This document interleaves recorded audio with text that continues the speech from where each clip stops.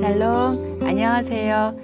오늘은 잠언 1장 하겠습니다. 인트로 잘 들으셨죠? 잠언을 통해서 우리가 지혜를 또 하나님 경외함을 또 이 땅 가운데 우리 삶을 어떻게 풍성하게 갈 건지를 기대해 봅시다. 제가 그렇게 말씀을 드렸습니다. 우리가 잠언을 하면서 몇 가지 오해는 풀고 갔으면 좋겠습니다. 그 오해가 첫 번째, 에이 잠언 너무 쉽지, 이런 생각이요. 잠언 결코 쉽지 않습니다. 그런데 우리가 쉽게 느껴지는 이유는 이스라엘 역사나 복잡한 왕들이나 연대기 같은 거 몰라도 그냥 읽으면 다 이해가 되는 것 같아서 쉽게 느껴지지만 실제로는 쉬운 책이 결코 아닙니다. 또 어떤 오해가 있냐면 잠언이 도덕적으로 또는 윤리적으로 교훈이다, 이렇게 오해하시는데요. 이 교훈이 아니라 하나님의 말씀이고요. 하나님의 말씀을 담긴 그 안에 예수 그리스도라는 단어는 없지만 하나님이 직접 말씀하신 솔로몬을 통해서 우리에게 주시고자 하는 말씀들이 담겨 있습니다. 그래서 질그릇 속에 담긴 진리라고 사람들이 말하기도 합니다. 오늘은 1장 전체입니다. 1장 전체를 여는 문이기도 하고 또 이 잠언에 가장 어떤 것이 잠언이다라고 설명하고 있는 것이 바로 1장 1절입니다. 다윗의 아들 이스라엘 왕 솔로몬의 잠언이라, 이 말씀이에요. 1절에서 뭘 알 수 있냐면 잠언의 출처를 알 수 있습니다. 이스라엘의 진정한 왕은 하나님이시고 이 하나님이 바로 지혜의 근원이시고 출처이시고 하나님이 솔로몬을 통해서 잠언을 주셨다는 것을 강조하는, 이 잠언 전체가 그렇다는 것을 1장 1절은 말하고 있습니다. 2절부터 7절인데요. 이 2절부터 7절은 잠언 전체에 서론이 나오기도 하고요. 이 7절까지의 내용에 잠언을 쓴 목적이 들어 있습니다. 뭐가 있다고요? 서론과 목적입니다. 그래서 2절부터 7절까지 중요하고요. 길지만 읽겠습니다. 이는 지혜와 훈계를 알게 하며 명철의 말씀을 깨닫게 하며 지혜롭게 공의롭게 정의롭게 정직하게 행할 일에 대하여 훈계를 받게 하며 어리석은 자를 슬기롭게 하며 젊은 자에게 지식과 근신함을 주기 위한 것이니 지혜 있는 자는 듣고 학식이 더할 것이요 명철한 자는 지략을 얻을 것이라. 잠언과 비유와 지혜 있는 자의 말과 그 오묘한 말을 깨달으리라. 이게 서론에 해당하는 부분이라 그랬잖아요. 그리고 이유와 목적입니다. 그래서 여러분이 한번 이 2절부터 7절까지는 몇 번 읽으셨으면 좋겠습니다. 저는 이 2절과 7절에서 4개의 동사를 좀 밑줄을 그었으면 좋겠습니다. 알게 하며, 깨닫게 하며, 받게 하며, 주기 위한 것. 이 4가지 동사 때문에 잠언을 줬다는 거예요. 우리로 하여금 알게 하고, 깨닫게 하고, 또 받게 하고, 지혜를 받겠죠. 그 다음에 지혜를 주기 위한 것이다.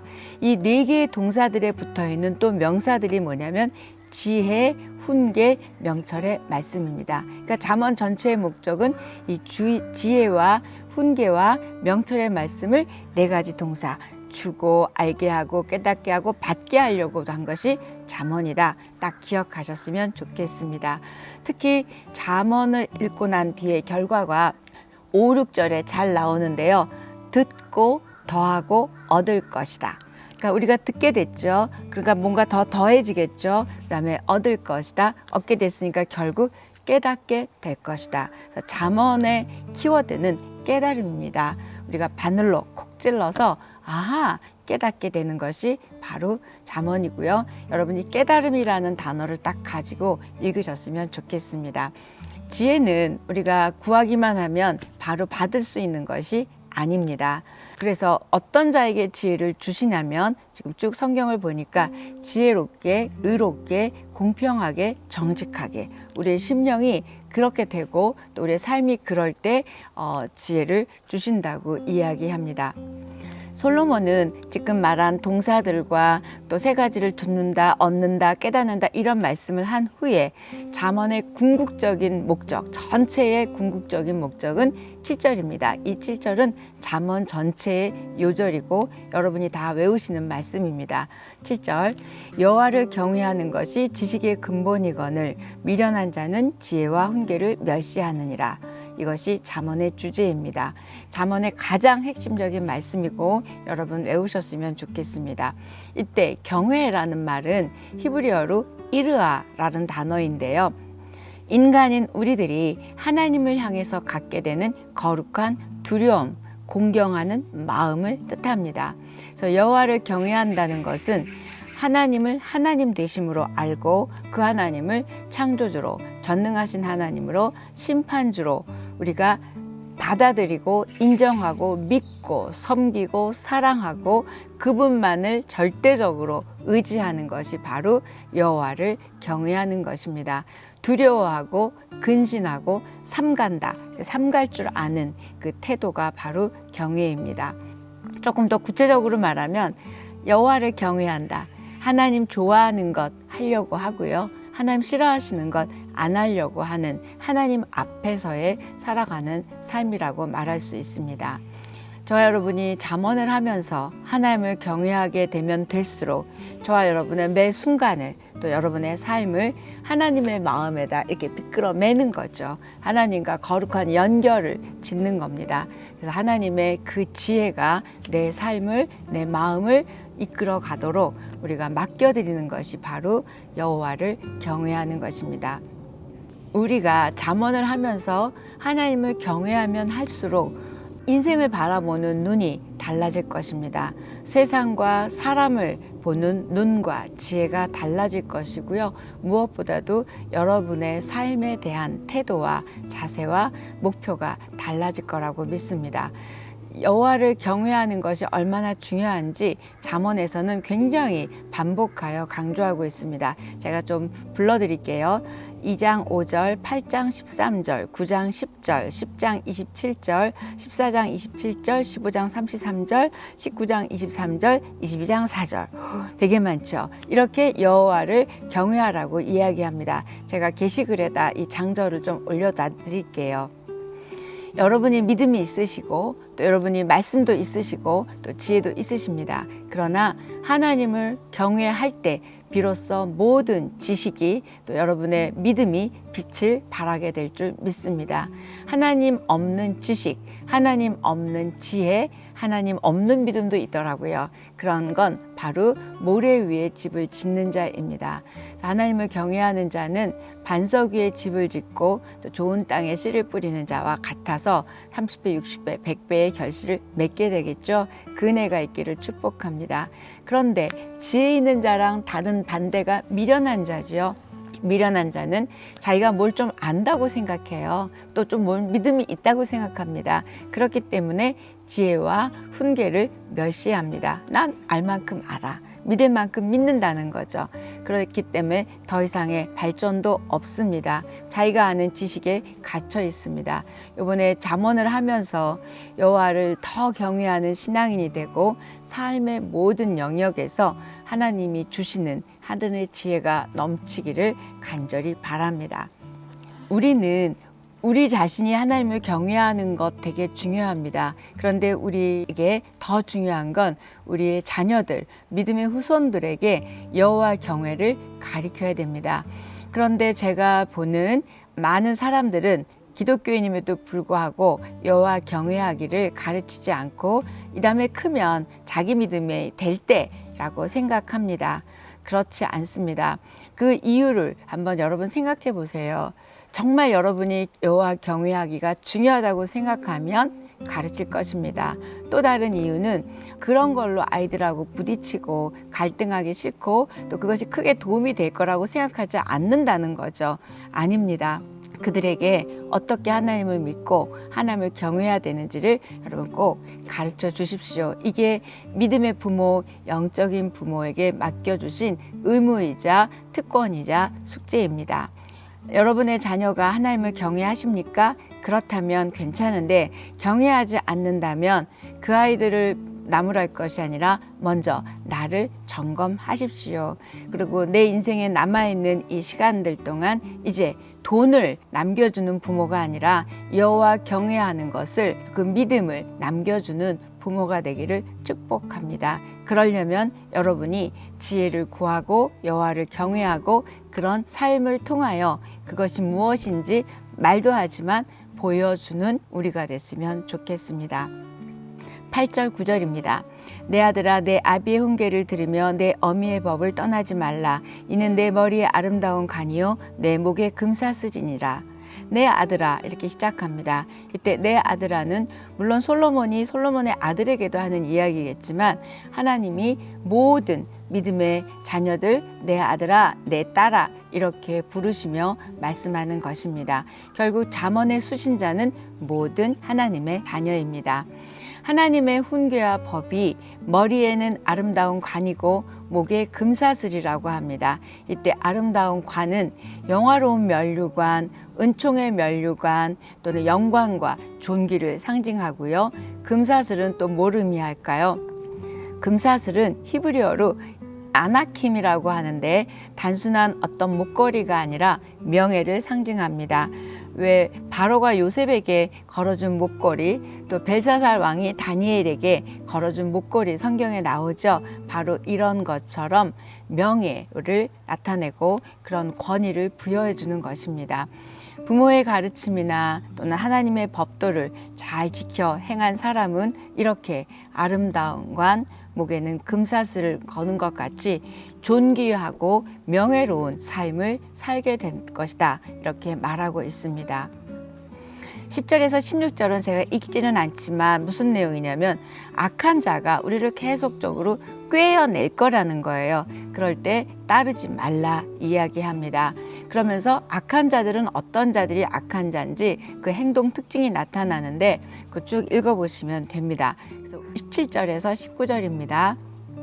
새가 보는 데서 그물을 치면 헛일이겠거늘 그들이 가만히 엎드림은 자기의 피를 흘릴 뿐이요 숨어 기다림은 자기의 생명을 해할 뿐이니 이익을 탐하는 모든 자의 길은 다 이러하여 자기의 생명을 잃게 하느니라. 악인들은 자신이 악한 행동이 자기의 피를 흘릴 것이라는 것을 알지 못한다는 거예요.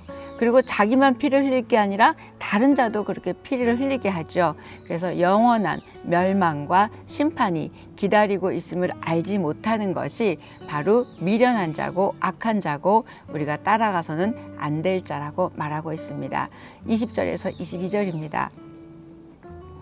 지혜가 길거리에서 부르며 광장에서 소리를 높이며 시끄러운 길목에서 소리를 지르며 성문 어귀와 성중에서 그 소리를 발하여 이르되 너희 어리석은 자들은 어리석음을 좋아하며 거만한 자들은 거만을 기뻐하며 미련한 자들은 지식을 미워하니 어느 때까지 하겠느냐.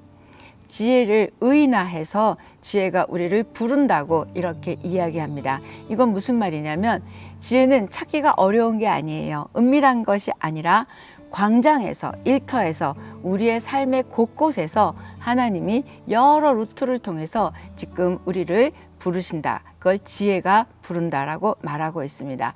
이때 부른다라는 말은 크게 외친다는 거예요. 그래서 크게 외침으로 우리로 하여금 하늘의 지혜를 하나님의 뜻을 하나님의 말씀을 따라갈 수 있도록 계속 부르고 있는데 우리는 이런저런 이유로 못 듣고 있다는 것입니다. 진리는 은폐되어 있지 않습니다. 원래 이 단어는 이렇게 수근수근하죠. 그러나 진짜 진리는 은폐되지 않고 여러 사람 앞에서 선포되어지고 외쳐진 것이 바로 진리이고 지혜이고 그런 말씀입니다. 음녀 그러면 음침하죠. 어두운 골목이죠. 은밀한 곳에서 사람을 꼬드기고 불러내서 나쁜 죄 가운데 또는 이단 가운데 가게 하는 거죠. 그러니까 굉장히 지혜랑 다른 모습을 볼 수 있습니다. 저와 여러분이 지혜의 이 부름에 응답하시기를 바랍니다. 응답하려면 어떻게 해야 돼요? 들어야 되겠죠. 그래서 삶의 곳곳에서 여러분을 부르는 하늘의 지혜를 들으시고 그 지혜의 부름에 응답하는 저 여러분이 됐으면 좋겠습니다. 그런데 우리의 마음속에 심령 속에 세상이 너무 가득해요. 또 내 뜻이 너무 가득해요. 또 내 관심사, 또 내 목적들이 하나님과 상관없는 것들이 너무 꽉 차 있기 때문에 또 내가 너무 중요하기 때문에 하나님의 부르는 이 지혜가 들리지 않고요. 또는 들어도 반응할 마음들이 없다는 것이 우리의 비극입니다. 1장 23절 나의 책망을 듣고 돌이키라. 보라 내가 나의 영을 너희에게 부어주며 내 말을 너희에게 보이리라. 이 말씀은 뭐예요? 그 지혜의 부름에 반응하고 응답한 자에게는 이렇게 하나님의 영을 우리에게 부어주겠다고 합니다. 그 다음에 내 말을 너희에게 보이리라. 하나님의 말씀을 어떻게 보이겠어요? 하나님의 일들을 우리 안에 목도할 수 있게 보여주신다는 이야기입니다.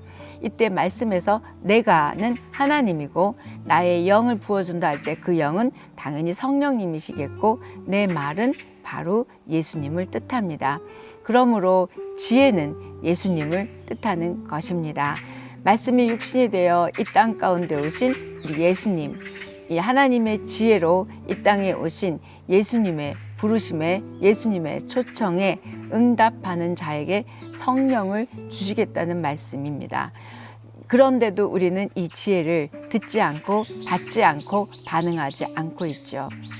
근데 이렇게 뭘 주겠다고 말씀하시기 전에 받아들일 때, 책망을 받아들일 때 저와 여러분은 거역의 영 또는 불순종의 영, 어둠의 영들이 떠나고 하나님의 영과 지혜의 영이 넘칠 줄 믿습니다. 그래서 하나님이 주시는 책망을 받아들이는 것이 굉장히 중요하죠. 우리도 왜 아이들 기를 때 책망하면 그 책망에 튕겨져 나오는 애가 있고 또 그걸 받잖아요. 근데 받으면 변화됩니다. 우리도 하나님의 책망을 받아들일 때 우리는 이렇게 어둠과 불순종과 거역의 영들이 떠날 줄 믿습니다. 근데 언제 책망하시죠? 이 지혜의 부름에 응답하지 않을 때 책망하신다고 하고 있습니다. 우리 하나님의 책망은 예기치 않은 어려움이나 또는 위기나 이런 것들을 통해서 우리의 그 어리석은 껍질이 벗겨지고 하나님을 진심으로 경외하고 의뢰하는 자가 되며 무엇보다도 내 중심적인 신앙에서 하나님 중심으로의 삶, 또 내 뜻을 이루려고 하기보다는 이제는 하나님의 뜻에 대해서 우리가 찾아가고 또 순종하려고 하는 그런 걸로 점점 우리를 변화되어 가기 때문에 어찌 보면 책망도 또한 하나님의 은혜이고 은총인 것 같습니다. 잠언을 읽고 묵상하면서 하나님이 부어주시는 그 영으로 충만해지고 하나님의 지혜를 받고 행여 혹시 책망이 있다면 우리가 받고 변화되는 우리였으면 좋겠습니다. 이렇게 받고 변화되면, 받아서 내면화돼서 우리가 변화되면 아름다운 결과들이 있지만 지혜를 거부했을 때 어떤 결과가 있는지가 24절에서 26절입니다. 내가 불렀으나 너희가 듣기 싫어하였고 내가 손을 폈으나 돌아보는 자가 없었고 도리어 나의 모든 교훈을 멸시하며 나의 책망을 받지 아니하였은즉 너희가 재앙을 만날 때에 내가 웃을 것이며 너희에게 두려움이 임할 때에 내가 비웃으리라. 지혜가 불렀고 또 지혜가 경고도 했고 훈계도 했음에도 불구하고 우리들은 듣기 싫어하고 멸시합니다. 책망을 받지 않았다 그러죠. 그런 자들에게는 이렇게 불러도 대답하지 않고 비웃으시겠다고 말씀하고 있습니다. 근데 요즘 책망을 받기 싫어하는 시대가 아닐까. 누구든 누굴 이렇게 얘기하면 뭔데 참견이에요. 뭘 그렇게 이러잖아요. 그래서 그만큼 이 시대가 불순종의 영과 거역의 영이 엄청 만연되어 있는 것 같습니다. 애들이든 어른이든. 그래서 더 책망을 안 들으려고 하지요. 이게 지금 전부 어둠의 영들의 장난일 수도 있습니다. 그래서 우리가 여호와 경외하기를 즐거워하지 않고 하나님 교훈을 받지 않고 또 책망을 받아들이지 않고 업신여긴 결국이 지금 앞에서도 얘기했지만 27절부터 31절까지 또 길게 또 그 어떻게 책망을 받지 않으면 되는지를 계속 얘기하고 있습니다. 27절부터 31절까지 굉장히 길거든요.